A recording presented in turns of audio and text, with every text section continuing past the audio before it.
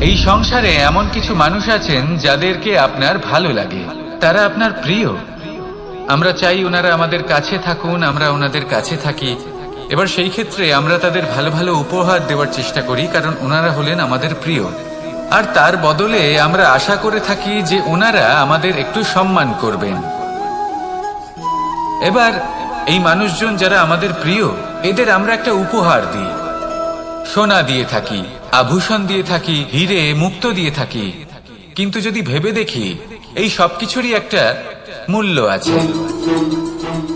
ভেবে দেখুন, আপনি কি তাদের এমন কোনো উপহার দিতে পারেন যা কিনা অমূল্য? তা এরকম উপহার কি হতে পারে? ঠিক বলেছেন আপনি, প্রেম। এই প্রেমই হলো অমূল্য, কারণ মন থেকে এর উৎপত্তি হয়। না চেয়ে পাওয়া যায় আর না ছিনিয়ে নেওয়া যায় এই ভালোবাসা। ঠিক এইরকমই হয় এই সম্মান। যদি সম্মান করো তাহলে মন থেকে এবং ভালোবেসে করো, ভয় পেয়ে নয়। মনে রাখবেন, যে মাথা ভয়ের দ্বারা নত হয়, বিরোধিতাও প্রথমে সেই করে থাকে। যে মাথা ভালোবেসে নত হয়, তা আপনার জন্য বলিদানও দিতে পারে। এই সংসারের সব থেকে বড় উপহার, সব থেকে বড় বরদান এই প্রেম এবং সম্মান। তাকে সম্মান করুন আর আমার সাথে ভালোবেসে বলুন, রাধা রাধা। সমস্ত মানুষের জীবন কিছুটা সমান হয়। মানুষ জন্মগ্রহণ করে, তারপর চলতে শেখে, জীবনে এগিয়ে চলে, বার্ধক্য লাভ করে, তারপর সমাপ্ত হয়ে যায়। কিন্তু সেই ব্যক্তিরা কারা যারা প্রকৃত অর্থে মনুষ্য জীবন যাপন করেন? এনারা হলেন সেই ব্যক্তি যারা পড়ে গেলেও আবার উঠে দাঁড়ানোর চেষ্টা করেন, নিজের ভেঙে পড়া অস্তিত্বকে আগলে নিয়ে আবার একটা আকার দেওয়ার চেষ্টা করেন, ভগ্ন আশাকে আবার একটা নতুন দিশা দেন। অসফল হওয়ার পরেও থামেন না, আবার এগোতে থাকেন। অসফল হওয়ার পরে যদি আপনি থেমে যান, তাহলে সাফল্য আপনার সামনে অপেক্ষা করে, কিন্তু আপনি তা দেখতে পান না। তাই জীবনের সংঘর্ষে অংশগ্রহণ করতে শিখুন। জীবনের সংঘর্ষ থেকে পালাবেন না। আসুন আমার সাথে ভালোবেসে বলুন, রাধা রাধা। পরিস্থিতি কখনো এটা ভালো থাকে, আবার কখনো মন্দ হয়ে যায়। কখনো এই পরিস্থিতি আমাদের পক্ষে থাকে, আর কখনো এই পরিস্থিতি অনুযায়ী আমাদের চলতে হয়। কোনো বিকল্প থাকে না। কিন্তু যখনই এই পরিস্থিতি খারাপ হয়ে যায়, তখন কি করা উচিত সেই প্রশ্ন মনে জেগে ওঠে। পরিস্থিতি যখন প্রতিকূল হয়, তখন আমরা কিছু হারালে তা হারিয়ে ফেলি, ঠিক আছে, কিন্তু যা বাকি আছে সেটা আমরা আগলে রাখতে পারি। পরিস্থিতিকে সামলে রাখার চেষ্টা আমরা অবশ্যই করতে পারি, শুধু সেটুকুই আমাদের হাতে রয়েছে। কিন্তু এর থেকেও বড় সমস্যা আছে, অহংকার। কখন প্রবেশ করে আমরা জানতেও পারি না। এই অহংকার আপনাকে বুঝতেও দেবে না যে আপনি সত্যি কিছু হারিয়েছেন। আপনার কিছুই যাবে আসবে না। দেখতে গেলে আকাশের সূর্য নিজের প্রকাশ হারিয়ে ফেলে যখন অন্ধকার ঘনিয়ে আসে। তাহলে আমরা কে হই? ওনার সামনে তো কিছুই নই। এই অহংকার আমাদের দমন করতেই হবে। এটা বিশ্বাস করতে হবে যে এই সমগ্র সৃষ্টিতে আমরা শুধুমাত্র একটা কণা, তার থেকে বেশি আর কিছুই নয়। বিশ্বাস করতে হবে যে আমরা ততটাও বড় নই যে কখনোই কিছুই হারাবো না। এবার যেদিন এই জ্ঞান আপনি আত্মস্থ করে নিজের আচরণ পাল্টাবেন, মনে রাখবেন, সেই দিনই অহংকারকে দমন করতে আপনি পথে অগ্রসর হয়ে পড়েছেন।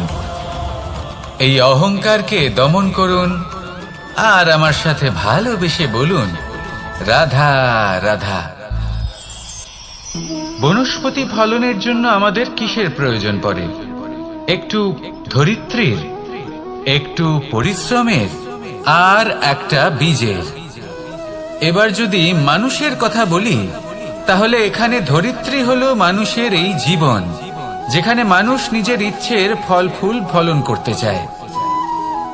পরিশ্রম হলো আমাদের কর্ম, আর বীজ হলো আমাদের নির্বাচন। আমাদের বেছে নিতে হবে যে আমরা কি বপন করব, আম নাকি ফণি মনসা। এর মধ্যে আমরা কি পেতে চাই? রসালো ফলের ফলন চাই নাকি কাঁটার ফলন চাই তা আমাদের উপর নির্ভরশীল। কিন্তু একটা কথা ঠিক, লক্ষ্য যেমনই হোক না কেন, জীবন যেমনই হোক না কেন, যদি আপনি লক্ষ্যের দিকে এগোতে থাকেন তাহলে কর্মের সাথে খামখেয়ালি আচরণ করতে পারবেন না। যদি আপনি এমন করেন তাহলে এটা আপনাকে একটা অনুচিত লক্ষ্যে পৌঁছে দেবে, সেটা কিন্তু নিশ্চিত। সবসময় এটা মনে রাখবেন, কর্মের সাথে খামখেয়ালি হবেন অর্থাৎ কর্মফলও আপনার সাথে খামখেয়ালি হবে। তাহলে নিষ্ঠার সাথে কর্ম করতে থাকুন আর নিজের লক্ষ্যকে প্রাপ্ত করুন। আর আমার সাথে ভালোবেসে বলুন, রাধা রাধা। জীবনে এমন কিছু কাজ রয়েছে যা আমাদের কখনোই করা উচিত নয়, যেমন আশা করা। যদি আপনি আশা করেন আর আপনার আশা পূর্ণ না হয়, আপনি খুবই কষ্ট পাবেন। এবার আপনি যদি প্রতীক্ষা করেন, করতেই থাকেন, আর সেই ব্যক্তি যদি না আসে তাহলেও খুব কষ্ট পাবেন। আর হলো তুলনা। আপনি যদি তুলনা করতে যান তাহলে এটাই ভাববেন যে হয় আমি বা অন্য কোনো ব্যক্তি, এই দুজনের মধ্যে কোনো এক ব্যক্তি নিকৃষ্ট। আর এই ভাবনাটাই হলো অনুচিত। যদি আমরা কথা বলি সেই সব বিষয়ে যা আমাদের করা উচিত, যেমন পরীক্ষা। এই পরীক্ষা সবসময় আমাদের আরো সফল করে তোলে, আরো শ্রেষ্ঠ করে তোলে, আরো উৎকৃষ্ট করে তোলে। আসন্ন মহাসংগ্রামের জন্য আমাদের প্রস্তুত করে তোলে এই পরীক্ষা। তাই এই পরীক্ষার থেকে কখনোই পালাবেন না, এর সম্মুখীন হন। আর হলো কর্ম। কর্ম করা কখনোই বন্ধ করবেন না। তুলনা করার বদলে কর্ম করুন, প্রতীক্ষা করার বদলে কর্ম করুন, আর আশা করার বদলে কর্মই করুন। জীবন সফল হয়ে যাবে। দেখুন, সবার শেষে সত্যি বলতে এই কর্ম আর এই পরীক্ষা, এই দুই আমাদের জীবনকে সুখী করে তুলতে পারে। আসুন আর আমার সাথে ভালোবেসে বলুন, রাধা রাধা। এই জীবন কিভাবে বদলানো সম্ভব? কিছু মানুষ বলেন যে নিরন্তর কাজ করলে, পুরুষার্থ পালন করলে এই জীবন বদলে ফেলা সম্ভব। আজ আমি আপনাকে বোঝাবো যে এক মুহূর্ত, সময় আর সিদ্ধান্ত কতটা গুরুত্বপূর্ণ হয়। এক মুহূর্তই যথেষ্ট। একটা মুহূর্ত এত শক্তিশালী হতে পারে যে তা আপনার সমগ্র জীবন পাল্টে দিতে পারে। এমন এক সময় ছিল শ্রীরামের কাছে, যখন ওনাকে সিদ্ধান্ত নিতে হয় যে উনি নিজের পিতার আদেশ পালন করতে বনবাসে যাবেন নাকি যাবেন না। উনি সেই আদেশ পালন করেছিলেন। তারপর সময় অনুসারে উপযুক্ত সিদ্ধান্ত নিলেন। আর আজ সকলের মনে বসবাস করেন শ্রীরাম। আর অন্যদিকে আছে রাবণ। ওনার কাছে একটা সময় ছিল, একটা সুযোগ ছিল নিজের প্রারব্ধকে শুভ করে তোলার। উনি ভুল করলেন আর মৃত্যু লাভ করলেন। নির্বাচন সবসময় আপনার হাতে, শুধু আপনাকে সময়কে বুঝতে হবে, সেই মুহূর্তকে বুঝতে হবে আর উচিত সিদ্ধান্ত নিতে হবে, ব্যাস। বুঝতে শিখুন এই সময়ের দাবি কি, বুঝতে শিখুন এই সময়ের ইচ্ছে কি, আর উচিত সিদ্ধান্ত নিন। আর আমার সাথে ভালোবেসে বলুন, রাধা রাধা। মানুষের শরীর থেকে যা কিছু নির্গত হয় সবই পচনশীল, তা থেকে দুর্গন্ধ বেরোয়, একটা ঘৃণাবোধ জন্ম নেয়। আমাদের রক্ত হোক, অবশিষ্ট হোক, ঘাম হোক, নিঃশ্বাস হোক, আবার এমনকি যখন আমরা মনুষ্য শরীর ত্যাগ করি তারপরেও এই শরীরেও পচন ধরে, তার থেকে দুর্গন্ধ বেরোয়। কিন্তু বিষয়টা হলো এটা আমাদের হাতেই নেই। তাহলে আমাদের হাতে কি রয়েছে? আমাদের কর্ম, আমাদের উদ্দেশ্য আর আমাদের বাণী। যদি এইগুলো শুভ রাখেন তাহলে শুধু নিজে সুগন্ধিত থাকবেন না, এই সমগ্র সংসারকে সুগন্ধিত করে তুলবেন। কথায় আছে যে বাণীর থেকে অধিক মূল্যবান আর কিছুই নেই। সেই জন্য যে কোনো কথা বলার আগে নিজের শব্দকে নিজের মনের তুলাদণ্ডে মেপে দেখুন, তারপরে তার প্রয়োগ করুন। কখনো কখনো এমনও হতে পারে যে আপনার কথা কারোর জীবনে আশীর্বাদ হয়ে দাঁড়ালো, যার দ্বারা হয়তো সে শক্তি এবং প্রসন্নতা লাভ করলো। আবার এমনও হতে পারে যে আপনার কথা হয়তো কারোর মনে এমন আঘাত দিল, সে সেই আঘাত কোনোদিনও ভুলতে পারল না। আসুন আমার সাথে ভালোবেসে বলুন, রাধা রাধা। ইচ্ছে এবং চেষ্টা, এই দুই মানুষের মধ্যে আছে, কিন্তু এই দুইয়ের মধ্যে সামঞ্জস্য থাকা খুব প্রয়োজন। আপনার যা ইচ্ছে সেটা পূর্ণ করার জন্য চেষ্টার প্রয়োজন তো অবশ্যই। আপনি যে স্বপ্ন দেখেন সেটা পূর্ণ করার জন্য নিদ্রা ত্যাগ করে চেষ্টা করা অত্যন্ত প্রয়োজনীয়, নয়তো এই স্বপ্ন কখনোই পূর্ণ হবে না। যদি আপনি কোনো প্রশ্নের উত্তর চান তাহলেও আপনাকে চেষ্টা করতেই হবে। জীবনে যদি সামনে এগোতে হয় তাহলে পাকে কষ্ট দিয়ে সামনে এগোতে হবে, চেষ্টা অবশ্যই করতে হবে। যদি আপনি চেষ্টা না করেন, পরিশ্রম না করেন, তাহলে এই সংসার আপনাকে পেছনে ফেলে সামনে এগিয়ে যাবে।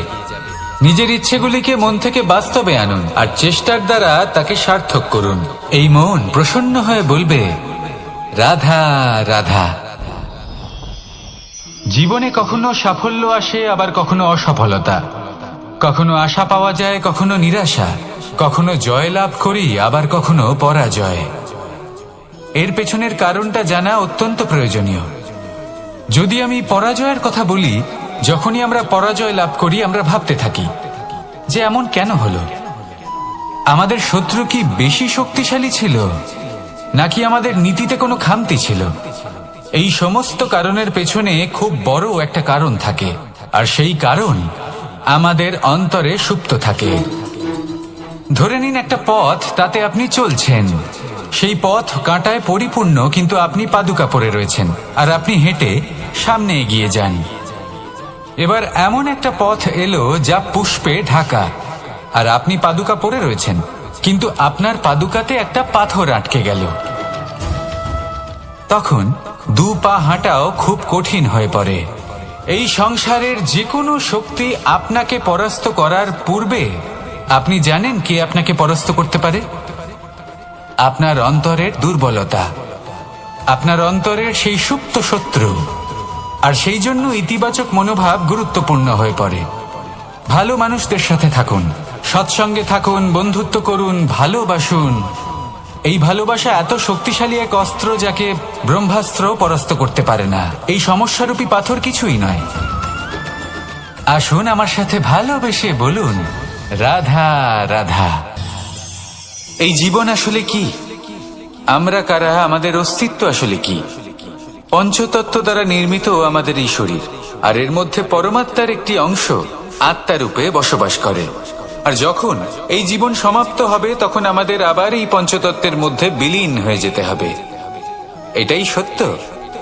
এবার অনেক মানুষ আছেন এমন অনেক চেষ্টা করতে থাকেন এমন কর্ম করার যাতে এই সংসার তাদের চিরস্মরণীয় করে রাখবে। কিন্তু এই জীবন আসলে কি? সেই সময় যখন আমরা নিঃশ্বাস নিই, আমাদের হৃদস্পন্দন হয়, আমরা যে মুহূর্তগুলো যাপন করি, এবার এই মুহূর্তগুলিতে আমরা কি করব সেটা অত্যন্ত গুরুত্বপূর্ণ। আমরা কি অহংকার করব নাকি পরোপকার করব? এই সৃষ্টিকে বেঁধে রাখার চেষ্টা করব নাকি নিজেকে উন্নত করে তোলার চেষ্টা করব? এটাই শিক্ষা যে বল হোক বা কায়া, এর প্রতি আমাদের না অহংকার করা উচিত আর না মোহ। শুধু প্রত্যেকটা মুহূর্ত প্রেমময় হয়ে বাঁচুন আর ভালোবেসে বলুন, রাধা রাধা। এই সংসারের সব থেকে বড় শক্তি আসলে কি? দৈহিক শক্তি, ভৌতিক শক্তি, রাজনৈতিক শক্তি, স্বর্ণের শক্তি, বিদ্যার শক্তি নাকি মায়ার শক্তি, ভক্তির শক্তি নাকি নিরাশক্তির শক্তি? এই সংসারের সব থেকে বড় শক্তি হলো হাসি মুখের। যদি আপনি এবং আমি এমন কোন সময় হাসতে পারি যেখানে মুখে হাসি আসা প্রায় অসম্ভব, তাহলে বিশ্বাস করুন এই সংসারে কেউ আপনাকে ভাঙতে পারবে না। এটা কিছুটা সেই রেশমের কীটের মতো, যে চারিদিক থেকে নিজেকে ঢেকে রাখে একটা খোলসের মধ্যে থাকে কিন্তু জীবিত থাকে। এই হাসি মুখ এটা শুধুমাত্র একটা আবেগ নয়, এটা সংসারের যে কোনো অভাব দূর করে। অভাব আশার, অভাব বিশ্বাসের।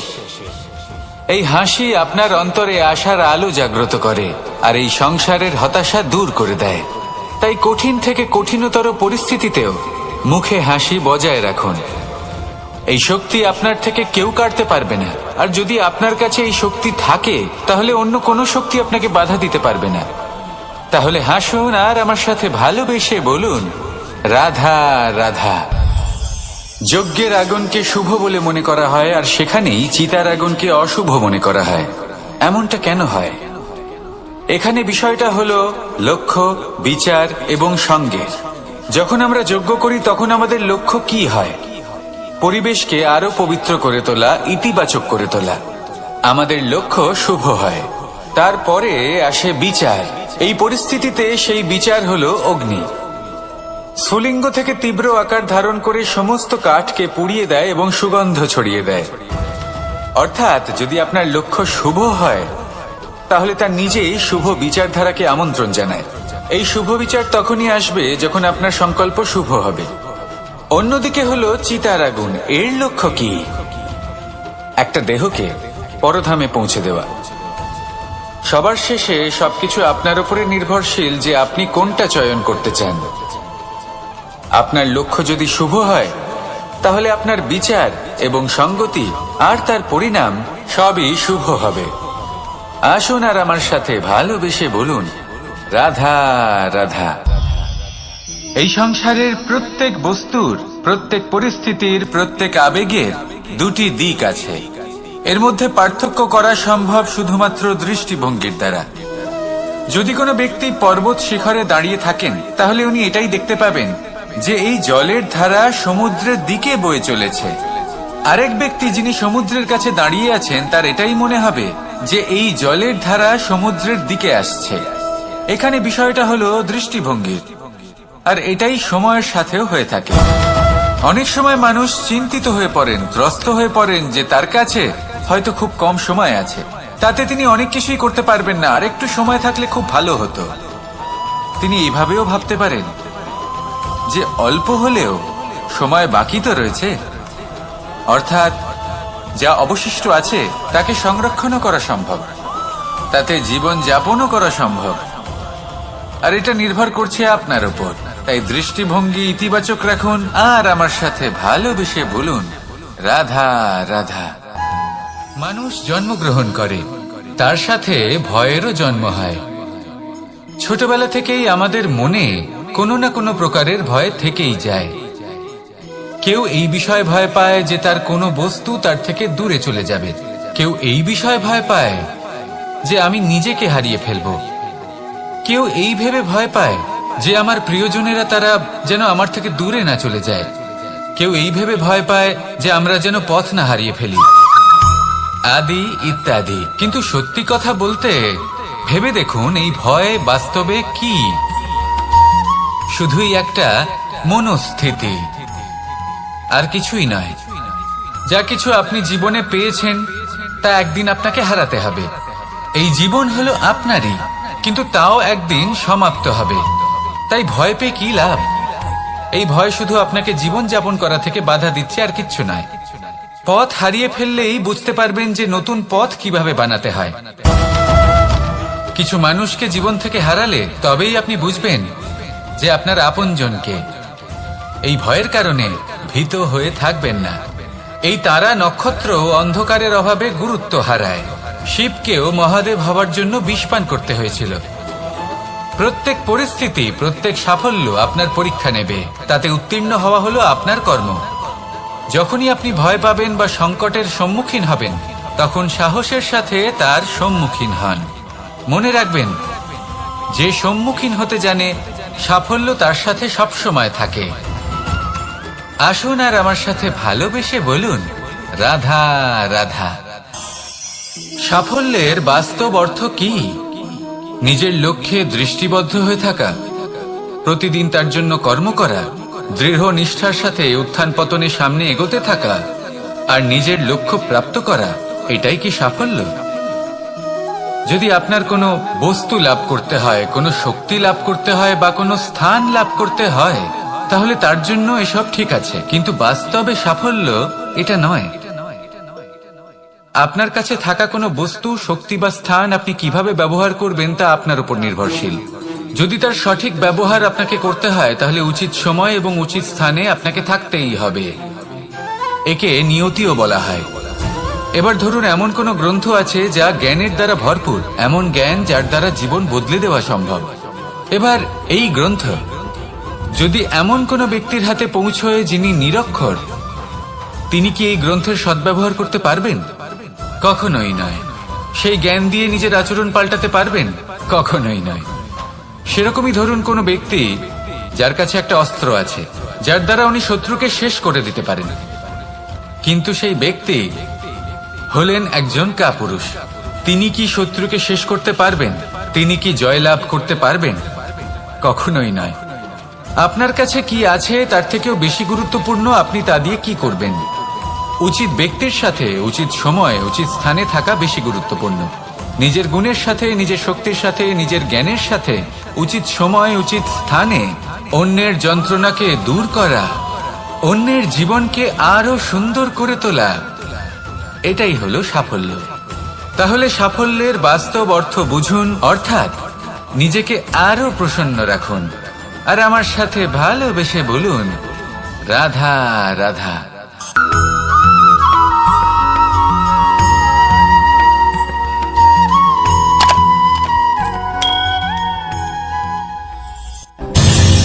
অশ্বত্থামার মৃত্যু হলো।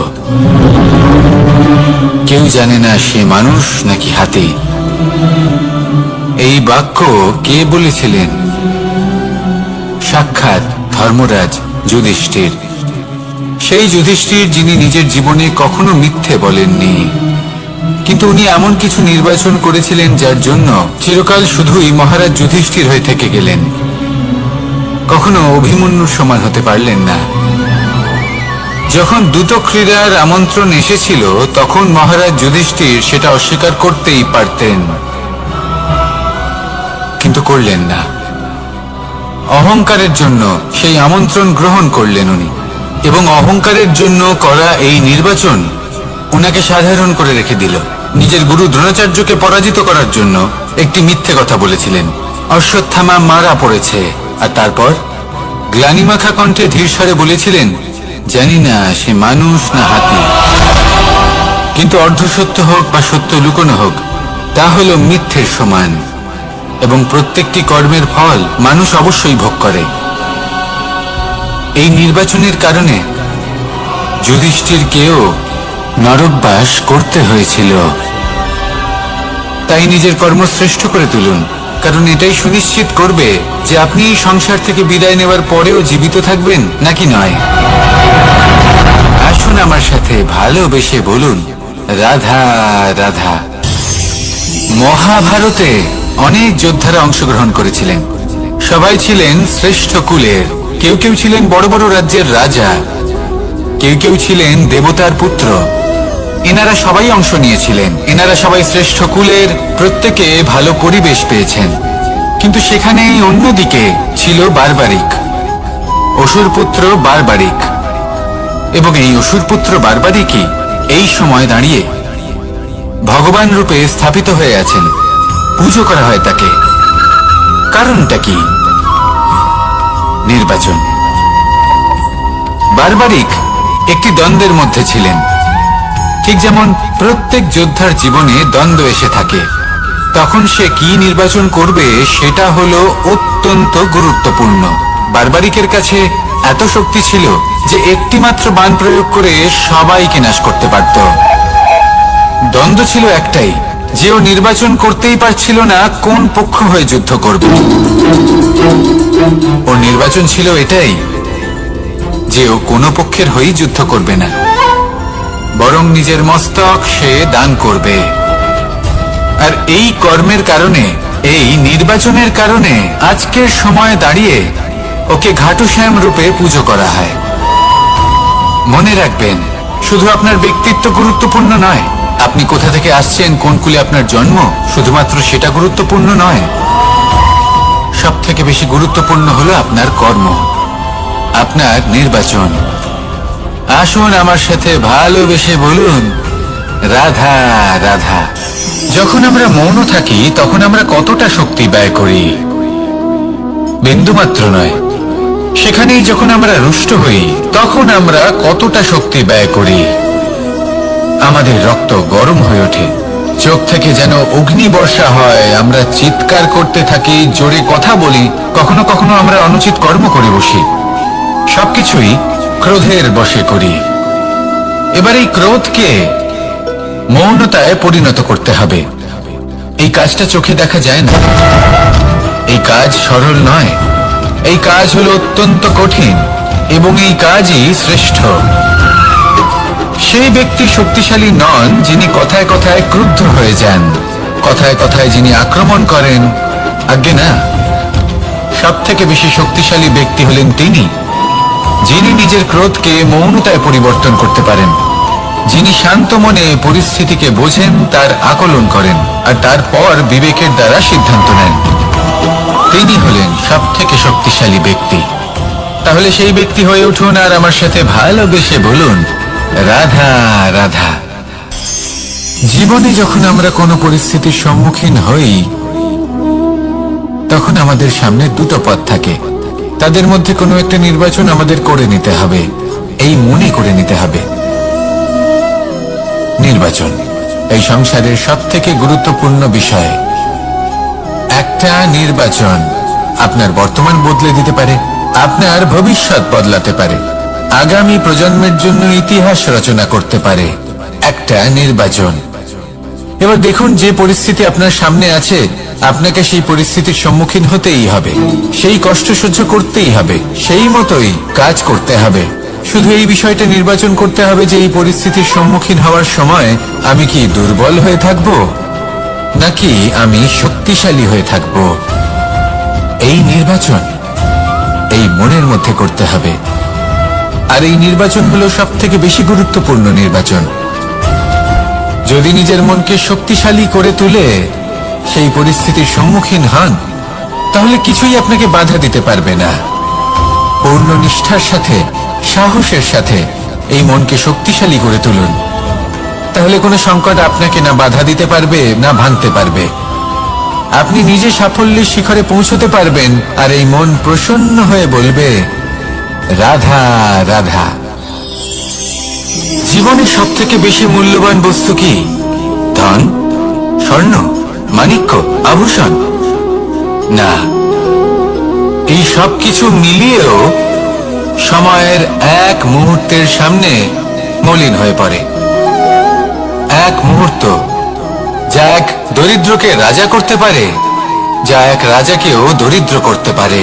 একটি মুহূর্ত যা আপনার আত্মবিশ্বাসকে পর্বতের শিখরে পৌঁছে দিতে পারে, একটি মুহূর্ত যা আপনার অস্তিত্বকে গভীর সাগরে বিলীন করে দিতে পারে। একটি মুহূর্তের খেলা। সব সময় জীবনে সেই ব্যক্তিকে সম্মান করুন, শ্রদ্ধা করুন যিনি আপনার জন্য সময় বের করে থাকেন। সব সময় সেই ব্যক্তির প্রতি নিষ্ঠাবান থাকুন যেই ব্যক্তি খারাপ সময় আপনার পাশে দাঁড়িয়ে থাকে। এই সময় সব থেকে বেশি মূল্যবান। আসুন আমার সাথে ভালোবেসে বলুন, রাধা রাধা। প্রজাপতি দেখেছেন? কি সুন্দর হয় তাই না এই প্রজাপতি? ওদের দিকে তাকালে নিজের অজান্তেই নিজের মুখে হাসি ফুটে ওঠে। কিন্তু এই প্রজাপতি জন্ম থেকেই এমন দেখতে হয় না। জন্ম থেকে এদের কাছে ডানা থাকে না, এরা উড়তেও পারে না। যখন একটি প্রজাপতি জন্ম নেয় তখন প্রথমে ডিম অবস্থায় থাকে সে। আস্তে আস্তে সেই কবচ সে ভেঙে ফেলে, খুব পরিশ্রম করতে হয় তাকে। তারপর কীটের আকার ধারণ করে সে চলতে থাকে। অনেক কষ্ট সহ্য করতে হয়, অনেক পরিশ্রম করতে হয়। তারপর তার রূপ বদলে যায়, তারপরে তার ডানা গজায়, তারপরে সে উড়তে পারে। এই নিরন্তর পরিশ্রমই সাফল্যের মূল মন্ত্র হয়। কখনো কখনো প্রতিভাও কম পড়ে যায় যদি নিরন্তর পরিশ্রম না করা হয়, যদি সমর্পণের ভাব মনে না থাকে, দৃঢ় নিষ্ঠা না থাকে। আর কখনো কখনো সেই ব্যক্তি যার মধ্যে বিশেষ প্রতিভা থাকে না, সেই ব্যক্তি নিরন্তর পরিশ্রম করে, নিজের মনে সমর্পণের বোধ জাগিয়ে তোলে, দৃঢ় নিষ্ঠার সাথে কর্ম করে আর সাফল্য লাভ করে। সেই জন্য আপনি জীবনে যেখানেই পৌঁছে যান না কেন, নিরন্তর পরিশ্রম করতে থাকুন। তবেই আপনার ভবিষ্যৎ রঙিন প্রজাপতির মতন গগনচুম্বী হবে। তবেই এই সংসার আপনাকে দেখবে এবং নিজের অজান্তেই এই সংসার নিজের মুখে হাসি ফুটিয়ে তুলবে এবং এই সংসার আমার সাথে ভালোবেসে বলবে, রাধা রাধা। পুরাণে আমরা দেখেছি যে মাতা পিতা কতটা মহান হতে পারেন, কিভাবে শ্রী গণেশ নিজের মাতা পিতাকে পরিক্রমণ করলেন এবং পরম পূজনীয় হয়ে উঠলেন। কিভাবে ভক্ত শ্রবণ নিজের অন্ধ মাতা পিতাকে তীর্থযাত্রায় নিয়ে যাবেন বলে নিজের কাঁধে ওনাদের বসালেন এবং বয়ে নিয়ে গেলেন। এরকম অনেক অমূল্য শিক্ষা আমরা লাভ করে থাকি পুরাণ থেকে। কিন্তু এসব কথা হলো পুরাণের কথা। কথা বলা যাক আমাদের জীবন নিয়ে। আমাদের এই জীবনে আমাদের মাতা পিতা কেন আমাদের কাছে এতটা অমূল্য? কেন আমরা ওনাদের এতটা ভালোবাসি? কেন আমরা ওনাদের এত সম্মান করি? আর কেনই বা ওনাদের এতটা সম্মান করা উচিত? মমতার কারণে। মায়ের মনের এক ধরনের মমতা, পিতারও এক ধরনের মমতা। এই দুইয়ের মমতা ভিন্ন, কিন্তু এনাদের দুজনের মমতার কেন্দ্রবিন্দু হলো এনাদের সন্তান। মাতা মমতার কারণে সকালে তাড়াতাড়ি উঠে পড়েন, খাবার তৈরি করেন, এটা ভাবেন যে আমার সন্তান যেন অভুক্ত না থাকে। অন্যদিকে পিতা ইচ্ছে না থাকা সত্ত্বেও নিজের মমতাবোধের কারণে নিজের সন্তানের প্রতি কঠোর হন, তাকে জ্ঞান প্রদান করেন, শিক্ষা প্রদান করেন, কারণ উনি চান যে ওনার সন্তান যেন পরবর্তীতে উন্নতি করে, কখনো অভুক্ত না থাকে। এটাই হলো মমতা মাতা পিতার। আর এই মমতা সংসারের অন্য কোথাও আপনি পাবেন না। তাই সবসময় নিজের মাতা পিতাকে সম্মান করুন, ওনাদের ভালোবাসুন, যতটা ইচ্ছে ভালোবাসুন। আর এই ভালোবাসার সাথেই বলুন, রাধা রাধা। সম্পর্ক হলো আমাদের জীবনের একটি আধার। কিছু সম্পর্ক এমন যা আমরা জন্মসূত্রে লাভ করি, যেমন পরিবার, মা বাবা। কিছু সম্পর্ক আছে যা আমরা জীবনে অর্জন করে থাকি, তা সে প্রেমের হোক, স্নেহের হোক বা বন্ধুত্বের। এই সকল সম্পর্ক লাভ করার বা গড়ে তোলার 5টি ধাপ রয়েছে। প্রথম ধাপ, কোনো ব্যক্তির সাথে আলাপ হওয়া, তার সাথে কথা বলা বা তাকে দেখা। দ্বিতীয় ধাপ, সে ব্যক্তিকে আমাদের ভালো লাগা। তৃতীয় ধাপ, আমাদের এটা চাইতে শুরু করা যে জীবনে এই ব্যক্তি যেন আমাদের বন্ধু হন, আমাদের জীবনে থাকেন, বা আমাদের কাউকে ভালোবেসে ফেলা। আর এটা আমাদের ভাবা বা চাওয়া যে সেই ব্যক্তি যেন আজীবন আমার সাথে থাকেন, আমার জীবনে আমার সাথী হয়ে। চতুর্থ ধাপ, লাভ করা। এবার এই ধাপটি অনেক মানুষের পক্ষে খুবই সরল হয়, বড়ই সরল ভাবে নিজেদের সঙ্গীকে লাভ করে থাকেন। কিছু মানুষের জন্য এই ধাপ অত্যন্ত কঠিন হয়ে থাকে। অনেক প্রতিকূল পরিস্থিতির উপর জয়লাভ করে তারা সঙ্গীকে লাভ করেন, কিন্তু লাভ অবশ্যই করেন। এরপরে আসে পঞ্চম, অন্তিম এবং সবথেকে গুরুত্বপূর্ণ ধাপ। সেটা হলো সেই সম্পর্ক পালন করা। এটা হলো এমন এক বিষয় যা প্রত্যেক মানুষের শেখা উচিত। যদি ব্যক্তি নিজের জীবনে সম্পর্ক রক্ষা করতে শিখে যান, তবে প্রত্যেক সম্পর্ক তার জীবনকে স্বর্গ করে তুলবে।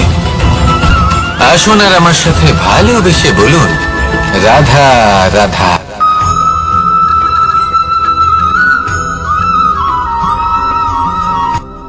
রাত্রে আমরা সুখ নিদ্রা লাভ করি, আমরা স্বপ্ন দেখি, ভবিষ্যতের পরিকল্পনা করি, খুব ভালো লাগে। সকালে যখন চোখ খুলি, নিদ্রা ভঙ্গ হয়, স্বপ্ন সেইখানেই ভেঙে যায়। আর তারপর আমরা আমাদের রোজকার জীবন যাপন করি। স্বপ্ন হয়তো মানুষ রাতের বেলায় দেখেন, কিন্তু সেটাকে সার্থক দিনের বেলাতেই করতে হয়। রাতে মধুর বাতাসের নিচে কোমল শয্যায় শুয়ে মাতার গলায় মিষ্টি গান শুনতে শুনতে নিদ্রায় আচ্ছন্ন হওয়া, স্বপ্ন দেখা, ভবিষ্যতের পরিকল্পনা করা বড়ই সরল। কিন্তু সকালবেলায় সময় মতো উঠে সূর্যের তাপ সহ্য করে, সেই উষ্ণতা সহ্য করে সর্বাঙ্গ ঘেমে গিয়ে নিজের পথ খুঁজে বের করা, সেই পথে অগ্রসর হওয়া, বাধা বিপত্তি এসবের সম্মুখীন হওয়া আর তারপর লক্ষ্য লাভ করা, এগুলো কঠিন কাজ। এ হলো অত্যন্ত কঠিন কাজ। যদি আপনি চান যে স্বপ্ন আপনি দেখেছেন তা সত্যি হোক, তাহলে দিনের বেলায় আপনাকে বেরিয়ে কর্ম করতেই হবে, পরিশ্রম করতেই হবে। মনের এই চক্ষু দিয়ে স্বপ্ন দেখা সম্ভব, কিন্তু যদি আপনি বুঝতে পারেন যে এই স্বপ্নই হলো আপনার লক্ষ্য, তাহলে তাকে সার্থক করতে শুধুমাত্র পরিশ্রম দ্বারাই করতে হবে। তাহলে পরিশ্রম করুন আর আমার সাথে ভালোবেসে বলুন, রাধা রাধা। মানুষের জীবনে তিনটি গুণ অত্যন্ত প্রয়োজনীয়: শ্রদ্ধা, বিনম্রতা, যোগ্যতা। যদি জ্ঞান লাভ করতে চান তাহলে শ্রদ্ধার প্রয়োজন, যদি মান লাভ করতে চান তাহলে স্বভাবে বিনম্র হওয়া প্রয়োজন, আর যদি মনোবাঞ্ছিত স্থান লাভ করতে চান তাহলে যোগ্যতার প্রয়োজন। বিষয়টা সহজ। শ্রদ্ধা আপনাকে জ্ঞান দেবে, নম্রতা আপনাকে মান, আর যোগ্যতা উচিত স্থান দেবে। কিন্তু যদি আপনি এই তিনটি গুণ সম্মিলিত করেন তাহলে এমন কিছু লাভ করবেন যা এই সব কিছুর থেকে অনেক ঊর্ধ্বে। সম্মান। আর এ হলো সেই সম্মান যা প্রত্যেক মানুষের নিজের জীবনে লাভ করতে চেষ্টা করা উচিত, কারণ এই হলো সেই সম্মান যার কারণে আপনি চলে যাওয়ার পরেও এই সংসার আপনাকে ভালোবাসবে আর মনে রাখবে। আসুন আমার সাথে ভালোবেসে বলুন, রাধা রাধা। আকাঙ্ক্ষা কখন লোভে পরিণত হয়ে যায় তা কেউ বলতে পারে না। এবার তার পরিণাম কি হতে পারে তাও আমরা কেউ জানি না। আজ আমি আপনাকে বলছি, কোনো ব্যক্তি সব থেকে বেশি ক্ষতির সম্মুখীন তখনই হয় যখন সে এটা মনে করে যে সে সব থেকে বেশি সুরক্ষিত স্থানে রয়েছে। সে ভাবে যে সে সেখানে সুরক্ষিত রয়েছে। সে তখন অসাবধান হয়ে পড়ে, আর তখনই তাকে জীবনের সব থেকে বড় ক্ষতির সম্মুখীন হতে হয়। নিঃস্ব হয়ে যাওয়ার পরিস্থিতি কোনো মানুষের জীবনে তখনই আসে যখন তার কাছে প্রচুর সম্পত্তি থাকে এবং সে তার থেকেও অনেক বেশি সম্পত্তি অর্জন করতে চায়। সেই অনেক বেশি সম্পত্তি অর্জন করার চেষ্টায় সে এমন কিছু করে বসে যার ফলে তাকে সমস্ত সম্পত্তি হারাতে হতে পারে। একজন রচনাকার নিজেই নিজের প্রতিভা একদম শেষ করে দিতে পারে যখন সে অনেকগুলো কাজ নিজের কাঁধে নিয়ে নেয়। একটা গুরুত্বপূর্ণ কথা সবসময় মনে রাখবেন, আজ আপনি যেখানেই থাকুন না কেন, যেমনই যে কোনো স্থানেই থাকুন না কেন, এর পেছনে আপনার আকাঙ্ক্ষার একটা বিশাল ভূমিকা রয়েছে। কিন্তু মনে রাখবেন, আপনাকে শিখতে হবে যে কখন আর কিভাবে নিজের উচ্চাকাঙ্ক্ষাগুলিকে লাগাম পরাতে হবে, কারণ এটা অত্যন্ত আবশ্যক। তাই আসুন আর আমার সাথে ভালোবেসে বলুন, রাধা রাধা। অনেক সময় আমরা জীবনে অনেক মানুষকে এমন বলতে শুনে থাকি যে আমি অসফল হয়েছি কারণ আমার সময় ভালো যাচ্ছিল না। আমি এই জিনিসটা লাভ করতে চাইছিলাম কিন্তু করতে পারলাম না কারণ আমার সময়টা ভালো যাচ্ছিল না। আমি আমার জীবনে ওই মহান কাজটা করতে চাইছিলাম কিন্তু করতে পারলাম না। কেন? কারণ আমার সময়টা ভালো যাচ্ছিল না। কিন্তু যে মুহূর্তে ভালো সময় আমার জীবনে আসবে আমি সব কিছু প্রাপ্ত করব। এমন প্রায় প্রত্যেকেই বলেন। আসুন একটা কথা বোঝা যাক। একজন মালিকে দেখুন, সে প্রত্যেক দিন গাছের সেবা করে, তাকে জল দেয়, তার যত্ন আত্তি করে। কেন? প্রত্যেক দিন সেই গাছ ফল দেয় না। সঠিক সময় এলে তবেই সেই গাছ ফল দেয়, কিন্তু প্রত্যেক দিন মালি তার সেবা করে, তাকে যত্ন করে। শুধুমাত্র তখন করে না যখন সেই গাছ ফল দিতে সক্ষম। আর যদি মালিক গাছের যত্ন প্রতিদিন না করে তাহলে হয়তো সেই গাছ ফল দিতেই পারবে না। এটাই হলো আমাদের জন্য একটা শিক্ষা। যখন সময় আমাদের জন্য অপেক্ষা করে না তখন আপনি সময়ের জন্য কেন অপেক্ষা করছেন? ভালো সময়ের জন্য অপেক্ষা করবেন না। ভালো এবং শুভ কর্ম দ্বারা ভালো সময়কে নিজের কাছে টেনে আনুন। নিরন্তর কর্ম করুন, পরিশ্রম করতে থাকুন। শুভ সময় আপনা থেকেই আপনার কাছে আসবে। আসুন আমার সাথে ভালোবেসে বলুন, রাধা রাধা। মানুষের এই সংসারে জীবনযাপন করার জন্য কিছু জিনিসের প্রয়োজন পড়ে। এমন কিছু আবেগ, এমন কিছু বস্তু আছে যেগুলো তার প্রয়োজন হয়। কিন্তু সব থেকে বেশি যে জিনিসটা তার প্রয়োজন হয় সেটা হলো সম্মানের। আমাদের ভালো লাগে যখন কেউ আমাদের সম্মান করে। আমরা কাউকে সম্মান করলে তারও সেটা ভালো লাগে। কিন্তু আপনি দেখবেন যে সংসারে বেশিরভাগ মানুষ দুটি মাপদণ্ডের ভিত্তিতে সম্মান করেন, হয় বয়স দেখে করেন বা উপার্জন দেখে, অর্থাৎ সেই ব্যক্তি কতটা উপার্জন করেন। এবার ভেবে দেখুন, এটা আবশ্যক নয় কারোর বয়স যদি বেশি হয় তার বুদ্ধিও ততটাই বেশি হবে। আবশ্যক এটাও নয় যে কোনো ব্যক্তি যদি অত্যন্ত ধনী হন বা তার মনও নির্মল হবে বা তিনি সৎকর্ম করবেন বা এমন কোনো কর্ম করবেন যাতে উনি সম্মান লাভ করতে পারেন। হতে পারে উনি ধনী কিন্তু দুশ্চরিত্র। সেই জন্য বয়স বা উপার্জন দেখে কোনো ব্যক্তিকে সম্মান করবেন না, কর্ম দেখুন। যদি গভীরভাবে ভেবে দেখেন তাহলে দেখবেন যদি কোনো মানুষ কোনো সৎকর্ম করেন তাহলে তার প্রতি হৃদয় থেকে সম্মান জাগ্রত হয়। এটাই হলো সেই সম্মান যা অর্জন করতে হবে। বয়স আজ আছে, কাল আরো বৃদ্ধি পাবে। উপার্জন আজ আছে, কাল সেটা কমে যেতেও পারে। কিন্তু যদি আপনি নিরন্তর শুভকর্ম করতে থাকেন তাহলে আপনি মৃত্যুর পরেও অমর হয়ে থাকবেন। আসুন আমার সাথে ভালোবেসে বলুন, রাধা রাধা। পাপ এবং পুণ্য, এই দুই হলো সংসারের এমন দুই বিন্দু যাকে কেন্দ্র করে এই সংসারের চক্র ঘুরতে থাকে। আমরা যদি কোনো কর্ম বিচার করি হয় পুণ্য নয় পাপের দৃষ্টিভঙ্গি দিয়ে, এটা হয় পুণ্য না হলে পাপ। কিন্তু এই পাপ এবং পুণ্য এই দুই নির্ভর করে প্রত্যেক মানুষের ওপর, তার চিন্তাধারা, তার পরিস্থিতির ওপর। ধরুন এমন একজন মানুষ যিনি অনেক দিন ধরে বনে পথ হারিয়েছেন, অনেক দিন হয়তো উনি কোনো খাবার খাননি। এবার এমন পরিস্থিতি চলে এসছে যে এবার যদি উনি খাবার না খান তাহলে হয়তো জীবিতই থাকবেন না। আর এমন অবস্থায় ওনার সামনে যদি কোনো প্রাণী আসে তাহলে তাকে শিকার করা, এটা কিন্তু তার কাছে পাপ নয়, এটা তো জীবিত থাকার একমাত্র উপায়। এটা তার কাছে পুণ্য সম। আর যদি আমি এমন একজন ব্যক্তির কথা বলি যিনি সরল, যিনি একটি সুখী, শান্ত, সুরক্ষিত জীবনযাপন করছেন, তার কাছে কিন্তু এটা পাপ। এইরকমই এই সংসারে ভিন্ন ভিন্ন পরিভাষা আছে পাপ এবং পুণ্যের।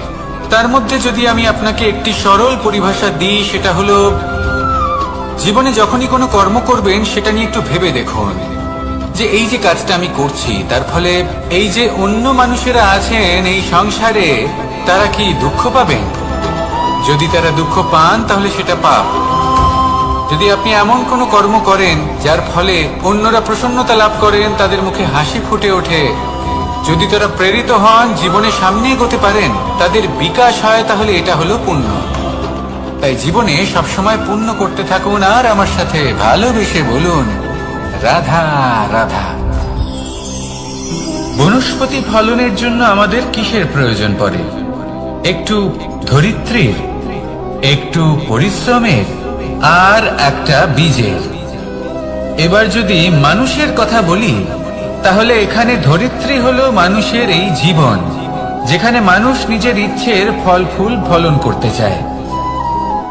পরিশ্রম হলো আমাদের কর্ম, আর বীজ হলো আমাদের নির্বাচন। আমাদের বেছে নিতে হবে যে আমরা কি বপন করব, আম নাকি ফণি মনসা। এর মধ্যে আমরা কি পেতে চাই? রসালো ফলের ফলন চাই নাকি কাঁটার ফলন চাই, তা আমাদের উপর নির্ভরশীল। কিন্তু একটা কথা ঠিক, লক্ষ্য যেমনই হোক না কেন, জীবন যেমনই হোক না কেন, যদি আপনি লক্ষ্যের দিকে এগোতে থাকেন তাহলে কর্মের সাথে খামখেয়ালি আচরণ করতে পারবেন না। যদি আপনি এমন করেন তাহলে এটা আপনাকে একটা অনুচিত লক্ষ্যে পৌঁছে দেবে, সেটা কিন্তু নিশ্চিত।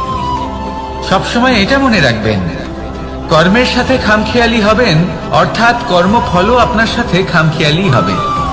তাহলে নিষ্ঠার সাথে কর্ম করতে থাকুন আর নিজের লক্ষ্যকে প্রাপ্ত করুন।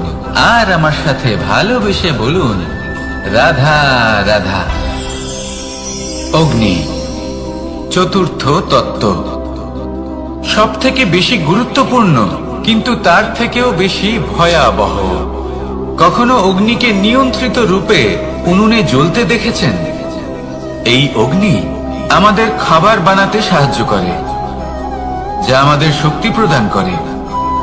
কিন্তু এই অগ্নি যখন বিচলিত হয়ে, অনিয়ন্ত্রিত হয়ে কোন বনের আগুন হয়ে ওঠে, তখন মহা বিনাশ ঘটে যায়।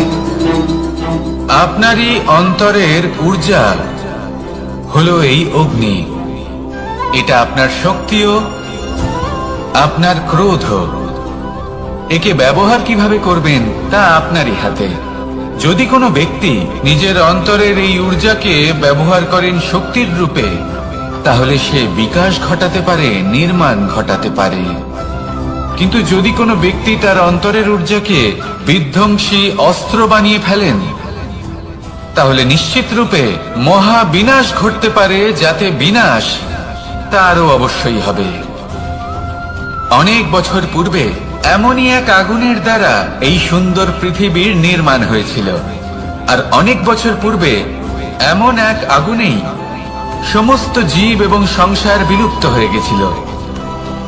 এবার আপনি আপনার অন্তরের ঊর্জা দ্বারা বিনাশ ঘটাতে চান নাকি নির্মাণ ঘটাতে চান, সেই সিদ্ধান্ত আপনারই। আসুন আমার সাথে ভালোবেসে বলুন, রাধা রাধা। কখনো কখনো এমন হয়, আমরা আমাদের বাড়ির উঠোনে বীজ বপন করি আর তা বিকশিত হয় একটা সুন্দর বৃক্ষে। তার শাখাগুলি প্রতিবেশীর বাড়ি পর্যন্ত পৌঁছায়। ফলের বর্ষণ প্রতিবেশীর বাড়িতেও হয়ে থাকে। আর আমরা ভাবি গাছ আমরা উৎপন্ন করব আর ফল খাবেন আপনারা। এই কেমন কথা হলো? আপনাকে এই কথা বুঝতে হবে যে এসব হলো ভৌতিক বস্তু, সাংসারিক বস্তু। কখনো নিজের বাড়ির বাগানে ভালোবাসার গাছ বপন করে দেখুন। তার শাখাও প্রতিবেশীর বাড়ি পর্যন্ত পৌঁছবে, ফলের বর্ষণ সেখানেও হবে। কিন্তু সেই ফল চাইতে আপনাকে যেতে হবে না, সেই ফল দ্বিগুণ মাত্রায় আবার আপনার কাছেই ফিরে আসবে। তাই নিজের বাড়িতে আর নিজের মনে ভালোবাসার গাছ উৎপন্ন করুন। এই জীবন প্রসন্ন হয়ে বলবে, রাধা রাধা। অ দিয়ে অন্ত, আ দিয়ে আরম্ভ। এই দুইয়েরই রাশি সমান। যদি আপনি মন দিয়ে দেখেন তবে দেখবেন এদের সম্পর্ক খুবই নিবিড়। কিভাবে? যখন কোনো কিছু শুরু হয়, এটা নিশ্চিত হয়ে যায় যে তা সমাপ্তও হবে। আরম্ভই যদি না হয়, তা সমাপ্তও হবে না। যা আরম্ভ হয়েছে তার সমাপ্তি হলো অবশ্যম্ভাবী। এটাই হলো প্রকৃতির নিয়ম, একে এড়ানো যায় না। এবার এই কথা আমরা সকলে জানি। এবার মানুষ কি ভাবে যে সমাপ্তির পরে কি হতে পারে, এর উত্তর তাদের কাছে নেই। তাদের উচিত অন্য কোনো বিষয় ভাবা যা বেশি গুরুত্বপূর্ণ।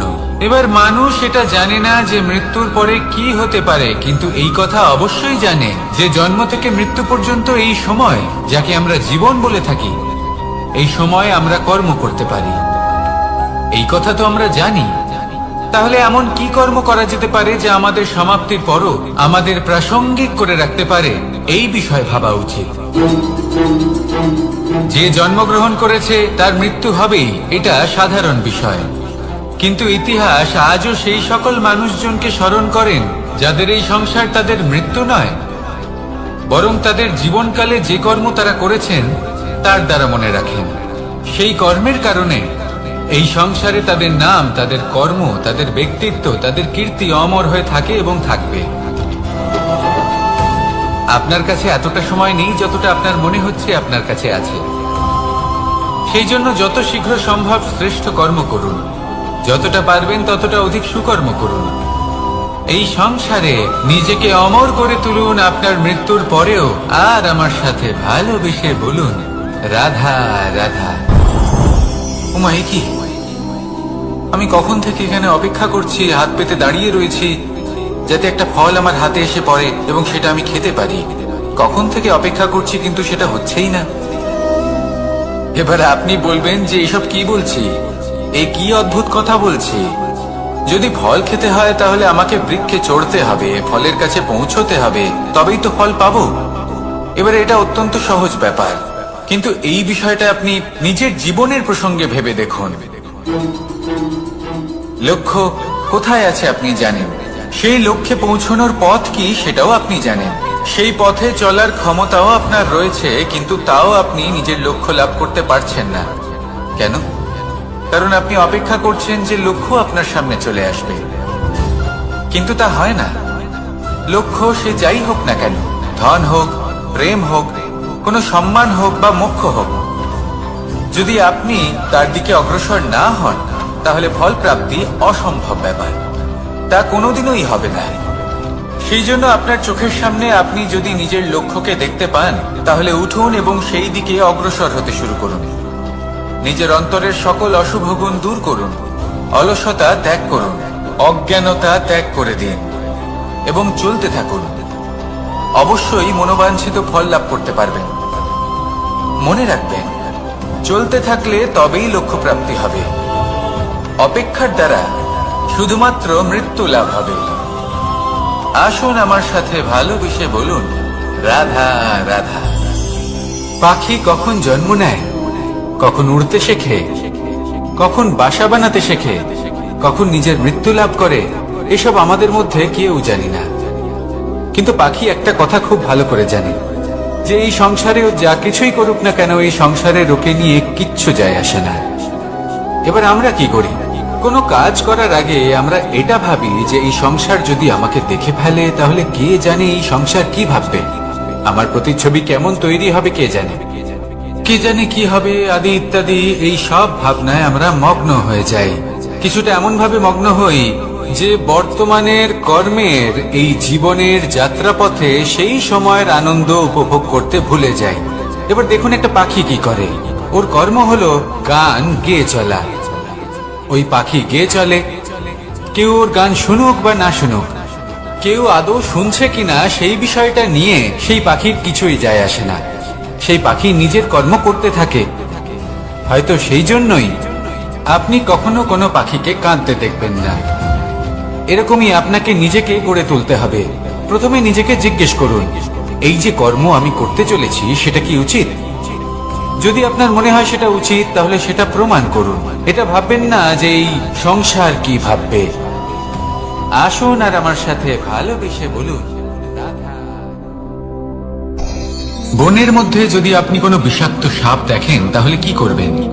আপনি তখনই তার থেকে দূরে পালাতে চেষ্টা করবেন। আর এটা কেন করবেন? নিজের রক্ষার্থে। এই কথা আমি নয় মেনে নিলাম, কিন্তু নিজের জীবনে এটা করেন না কেন? আপনি যেখানেই যান, যে স্থানেই যান না কেন, প্রত্যেক সময় প্রত্যেক মুহূর্তে এমন বিষাক্ত সাপ আপনি অবশ্যই খুঁজে পাবেন। আর সেই সাপ নয় যাদের আপনি বনে খুঁজে পাবেন, এরা হলো সেই সাপ যা আপনাকে পাপ করতে বাধ্য করবে। আপনার অন্তরের বাসনা, ক্রোধ, অহংকার, লোভ, ঈর্ষা এদের বৃদ্ধি ঘটাবে। দেখুন, বনের এই সাপ আপনাকে একবার ছেড়ে দিতেও পারে, ছোবল নাও মারতে পারে, কিন্তু এই যে পাপরূপী সাপ আছে তা অবশ্যই ছোবল মারবে। কর্ম যদি করেন তাহলে অবশ্যই ফল পাবেন। সেই জন্য যখনই কোথাও যাবেন, যদি এমন কাউকে দেখেন, যদি এমন কিছু দেখেন যে আপনাকে পাপ করতে বাধ্য করছে, তাহলে সেই মুহূর্তে সেখান থেকে পালিয়ে যান। যেমন বনের সাপ দেখে আপনি পালাতে থাকেন।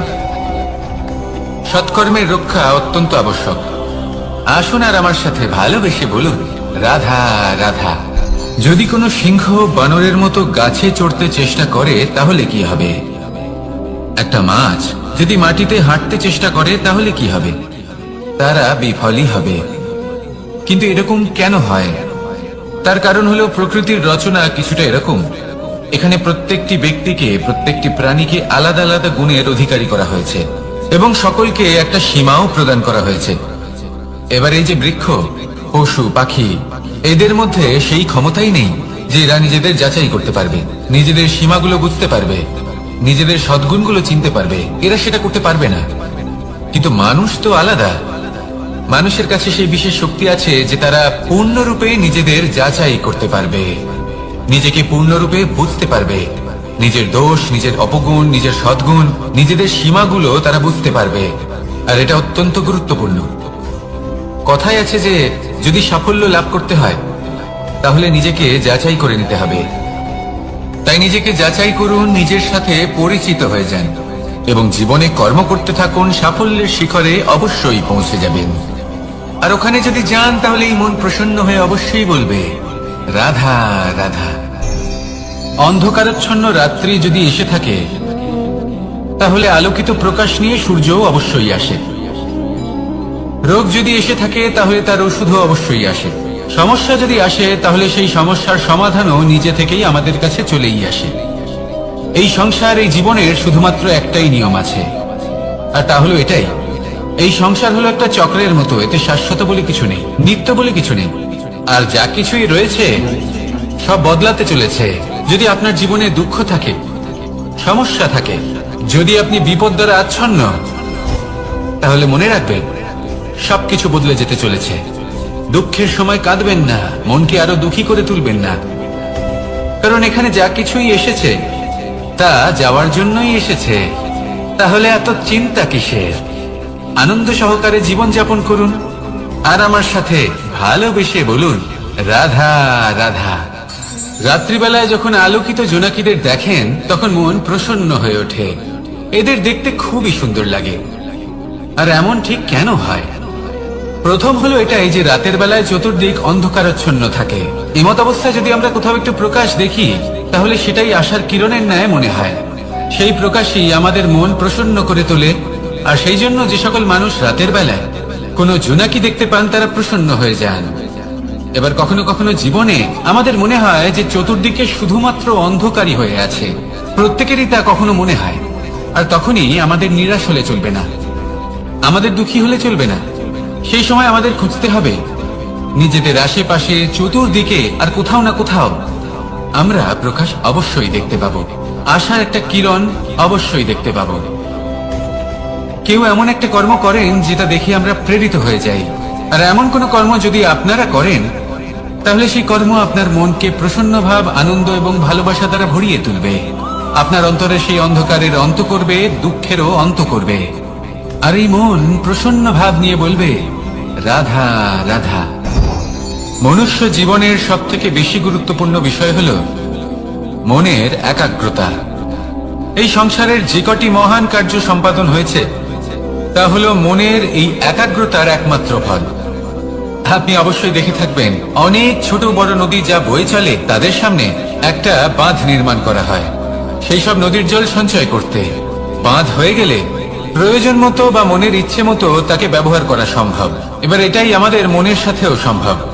আমাদের মনের একাগ্রতা আজকের দিনে দাঁড়িয়ে বিভিন্ন ধরনের বিকার, ক্রীড়া এবং ভোগের মধ্যে ভাগ হয়ে গেছে। একে একত্রিত করতে হবে, একটা বাঁধ নির্মাণ করতে হবে, কর্মের বাঁধ। আপনাকে শুধু এটাই করতে হবে, যেটা উচিত কর্ম সেটাই করুন, যেটা অনুচিত কর্ম সেটা করা থেকে নিজেকে বিরত রাখুন। ব্যাস, এই কাজটাই আপনি করতে থাকুন, করতে থাকুন। মনের মধ্যে একাগ্রতার বাঁধ নির্মাণ করুন। আর একবার যদি তা নির্মাণ হয়ে যায় তাহলে যখন চাইবেন, যেখানে চাইবেন, যতটা চাইবেন একাগ্রতা প্রয়োগ করতে পারবেন। আর একবার যদি আপনি এটা শিখে যান তাহলে এই সংসারকে বদলে ফেলার মতো কাজ আপনি করতে পারবেন, সমাজকে শুধরাবার মতো কাজ করতে পারবেন। তাহলে এই মনকে একাগ্র করুন আর আমার সাথে ভালোবেসে বলুন রাধা রাধা।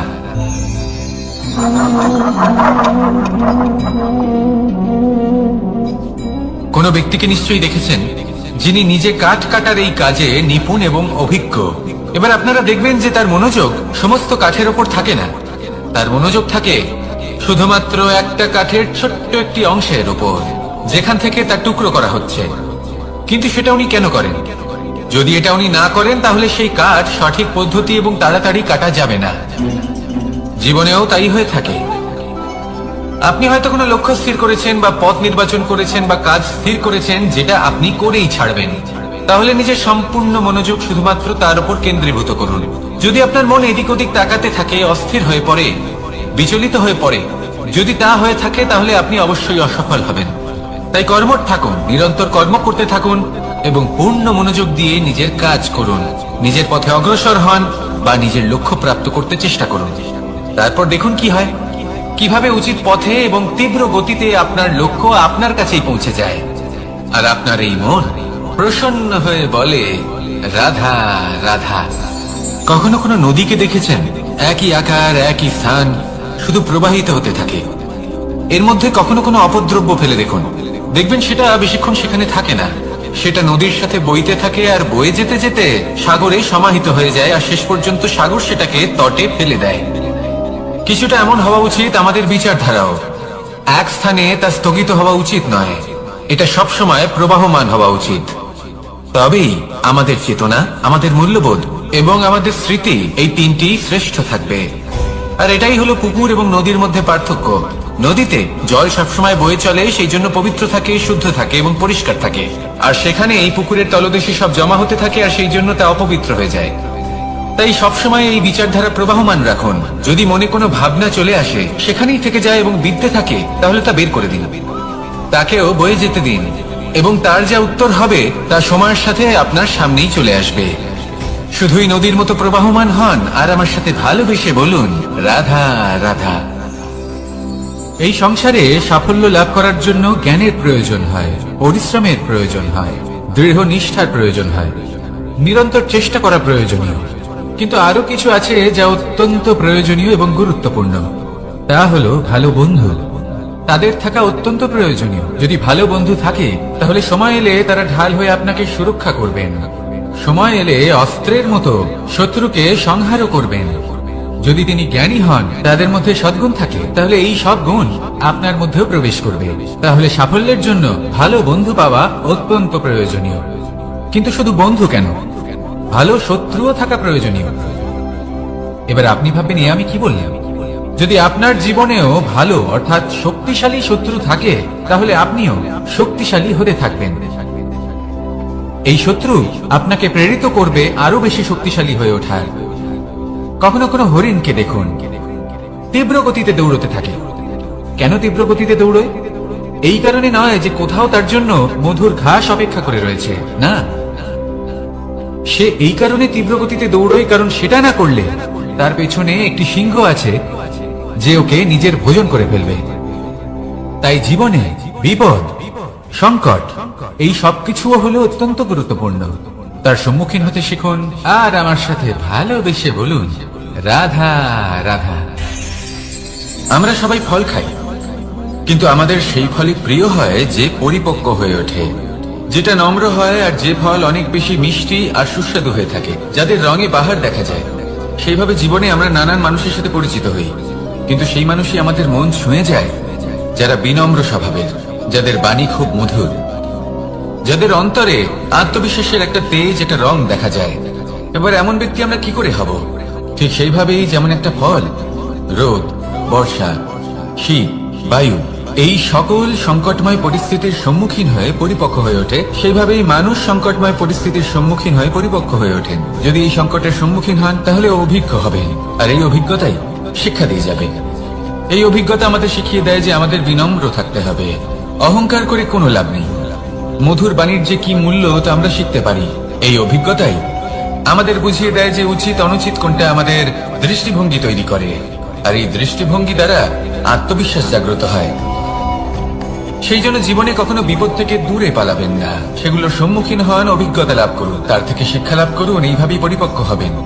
আসুন আমার সাথে ভালোবেসে বলুন, রাধা রাধা। ধন সঞ্চয় করা সম্ভব, আর সেই জন্য ধন সব থেকে বেশি মূল্যবান সম্পত্তি নয়। এবার আপনি বলবেন, এ আমি কি বলছি? এই ধন খুব মূল্যবান, আমরা সকলে অর্জন করতে ব্যস্ত। সেটা এই কারণে, কারণ আপনারা জানেন না এই সংসারের সব থেকে বেশি মূল্যবান সম্পত্তি কি। এ হলো সেই সম্পত্তি যা কখনো সঞ্চয় করা সম্ভব নয়। আপনার কাছে যতই ধন থাকুক, তা দিয়ে আপনি স্বাস্থ্য লাভ করতে পারেন, বাড়ি কিনতে পারেন, আদি ইত্যাদি, কিন্তু আপনি যতই ধনী হন না কেন, ফেলে আসা দিনের একটা মুহূর্ত আপনি লাভ করতে পারবেন না। এই একটা মুহূর্ত, এই সময়, এটাই হলো সংসারের সব থেকে মূল্যবান সম্পত্তি। একবার চলে গেলে তা কখনোই ফিরে আসে না। আর এই মুহূর্ত যতই চলে যাক না কেন, আমরা স্মৃতির মাধ্যমে সেগুলি যাপন করতে পারি, তার আনন্দ উপভোগ করতে পারি, আর যার সাথে আমরা সময় অতিবাহিত করেছি তার স্মৃতিতে আমরা চিরকাল জীবিত থাকতে পারি। সেই জন্য সময় সব থেকে মূল্যবান সম্পত্তি, তাকে এইভাবে নষ্ট করবেন না। প্রত্যেকটা মুহূর্ত উপভোগ করুন, আনন্দ করুন, আর ভালোবেসে বলুন রাধা রাধা। কনক, কি সুন্দর একটা শব্দ। এর অনেকগুলো রূপ রয়েছে, অনেকগুলো অর্থ রয়েছে। প্রথম অর্থ হলো স্বর্ণ, অর্থাৎ সম্পত্তি।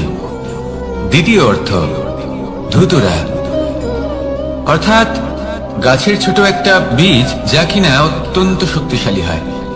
যদি বেশি মাত্রায় এর প্রয়োগ করা হয় তাহলে এটা বিষময় হয়ে উঠতে পারে। এই হলো সেই ধুতুরা যার প্রয়োগ মহাদেবের পুজোতে করা হয়। এবার প্রশ্ন হলো এটাই যে এই স্বর্ণ এবং এই ধুতুরার মধ্যে মিল কি রয়েছে। মিল হলো এটাই যে এই দুটোই মানুষকে মত্ত করে তোলে। ধুতুরা মানুষকে তখন মত্ত করে যখন তাকে সেবন করা হয়, কিন্তু স্বর্ণ, ধন সম্পত্তি, মানুষ সেটা যতটাই অর্জন করে নেয় সেটাই যথেষ্ট। এই স্বর্ণ মানুষের ভাবনা চিন্তা করার ক্ষমতাকে বশ করে ফেলে। মানুষ সম্পত্তির লোভে মত্ত হয়ে ওঠে, কারণ যে যত চমৎকারী, যতটা অমূল্য হয় তাকে সামলানো কিন্তু ততটাই কঠিন, তাই না? তাই মনে রাখবেন, ধন, স্বর্ণ, সম্পত্তি এগুলো ধুতুরার থেকেও অনেক বেশি বিষাক্ত হতে পারে। তাই এর উপর আত্মসংযমের একটা কবচ পরিয়ে রাখবেন এবং বিবেকের শক্তির সাথে এগুলো প্রয়োগ করুন, তবেই কল্যাণ হবে। আসুন আমার সাথে ভালোবেসে বলুন রাধা রাধা। আমার কাছে যশোদা মা যেমন, আমার কাছে দেবকী মা যেমন, আমার কাছে ঠিক তেমনই হলেন গোমাতা। এবার ভেবে দেখার বিষয় হলো এটা যে এই সংসারে অসংখ্য প্রাণী আছে, একজন গাইকে একজন মায়ের মর্যাদা কেন দেওয়া হয়? তাহলে এর অনেকগুলো কারণ আছে। এই গাই অর্থাৎ গোমাতা, এনারা হলেন অত্যন্ত শান্ত, শান্তি প্রিয়, কখনো কারোর কোনো ক্ষতি করতেই পারেন না। গোমাতা যে দুধ নিজের বাছুরকে পান করান সেই দুধই আমাদেরও দেন। সেই দুধ পান করে আমরা শক্তি লাভ করি। এই দুধ থেকে আমরা মাখন, ঘি, পায়েস এইসব সুস্বাদু খাবার লাভ করি। গোমাতার গোবর আমাদের জ্বালানি হিসেবে সাহায্য করে, যার ফলে খুব কম সংখ্যক কাঠ ব্যবহার করা যায় এবং বেশিরভাগ জঙ্গল সুরক্ষিত থাকে। গোমাতার গোমূত্র সেটাও আমাদের কাছে লাভজনক। এর দ্বারা আমরা অনেক রোগ থেকে মুক্তি লাভ করতে পারি। গোমাতা যখন একটি বাছুরকে জন্ম দেন তখন সেই বড় হয়ে আমাদের ক্ষেত কর্ষণ করে। সেই জন্য গাইকেও জীবনে মায়ের মর্যাদা দেবেন। যতটা সম্ভব তাকে সেবা করুন এবং ভালোবেসে তাকে পালন করুন। এই মন নিজে থেকেই প্রসন্ন হয়ে বলবে রাধা রাধা।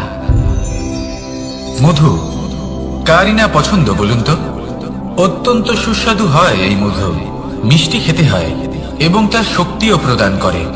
এবং প্রত্যেকটি মিষ্টি পদার্থের মতোই এতেও খুব তাড়াতাড়ি পিঁপড়ে ধরে যায়। অন্যদিকে যদি নুনকে দেখি তাহলে বছরের পর বছর রাখলেও এতে পিঁপড়ে ধরে না। এবার যদি কথা বলি বন্ধুত্বের, তাহলে বন্ধুত্ব নুনের মতো হওয়া উচিত, মধুর মতো নয়। যারা সামনে এলে শুধুমাত্র মধুর মধুর কথা বলবে, পরে এতে পিঁপড়ে ধরে যাবে, এটা নুনের মতো হওয়া উচিত। প্রকৃত বন্ধু হলো সে যে সময় এলে পরে আপনার সামনে আপনার প্রকৃত সত্য তুলে ধরবে, তা সে যতই কঠিন হোক না কেন। আপনার দোষ, আপনার অপগুণ, আপনার খামতি আপনাকে বলতে পারবে, যাতে আপনি সেগুলো শুনে মেনে নিয়ে তারপর নিজেকে শুধরোতে পারেন। এটাই হলো প্রকৃত বন্ধুত্ব। কখনো নিজের জীবনের আশেপাশে মন দিয়ে দেখবেন, অনেক সময় এমন মানুষ থাকেন, অনেক বন্ধু থাকেন যাদের দেখে আমাদের মনে হয় যে এনারা খুব কঠোর, এনাদের কথা খুব কটু। কিন্তু বেশিরভাগ এমন মানুষের মনটা যদি বুঝতে পারেন তাহলে দেখবেন তাতে কোনো মালিন্য নেই, এনাদের মন অত্যন্ত পবিত্র হয়। যদি আপনার জীবনেও এমন কোনো ব্যক্তি থেকে থাকে, এমন বন্ধু থাকে, তাহলে তাদের আগলে রাখুন আর আমার সাথে ভালোবেসে বলুন রাধা রাধা। যতক্ষণ আমরা এই সংসারে জীবিত ততক্ষণ আমাদের সাথে সবকিছু থাকে, আমাদের ধন, সুখ স্বাচ্ছন্দ্য, আমাদের মিত্রগণ, আমাদের পরিবার, এই সমাজ, এই সবকিছু আমাদের সাথে থাকে। যেদিন আমরা এই সংসারকে ত্যাগ করব, এদের মধ্যে কেউ আমাদের সাথে যাবে না। না ধন, না স্বাচ্ছন্দ্য, না সম্পত্তি। এই সকল মানুষ, এই সমাজ, এরা শুধুমাত্রই শ্মশান পর্যন্ত আমাদের সাথে থাকতে পারবেন। তারপরে যদি আমাদের সাথে কিছু যেতে পারে, তাহলে তা শুধুই আমাদের ধর্ম। আর এই সংসারে আমরা নিজেদের যে সুনাম রেখে যাই, সেটা সম্ভব শুধুমাত্র কর্মের দ্বারা। সেই জন্য সংসারে যতদিন পর্যন্ত জীবিত আছেন, যদি কিছু অর্জন করতে চান, তাহলে ধর্ম অর্জন করুন, ধর্মের বিষয়ে স্পষ্টতা অর্জন করুন এবং কর্ম অর্জন করুন। এটাই হবে আপনার অতীত এবং এটাই হবে আপনার ভবিষ্যৎ, এবং এটাই সকলকে প্রেরণা প্রদান করবে। আসুন আমার সাথে ভালোবেসে বলুন, রাধা রাধা।